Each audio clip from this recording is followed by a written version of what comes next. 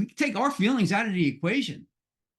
Okay? We take all of our emotions out of the equation. And I know sometimes that's hard. Sometimes our emotions come to the surface when we're in a transaction and it's starting to get a little tough.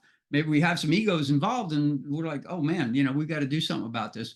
But we got to stay focused, and we got to stay focused on what's important.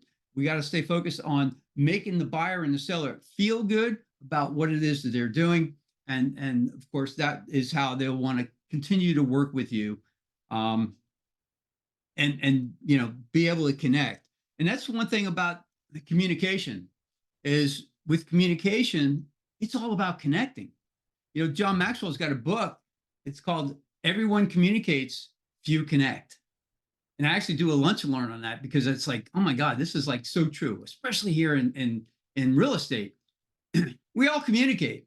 I'm communicating here with my body language. My hands are going. I'm moving around. That's me communicating, but I'm also communicating with words, facial expressions, and so that's a form of communication.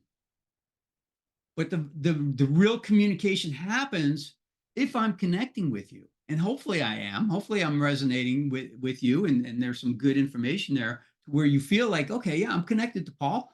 But this is what you need to do. You need to connect with the people that you're working with, and this is buyers, sellers, and other real estate agents. It's really important. So there's many different ways to connect, and there's 5 factors involved in connecting with others.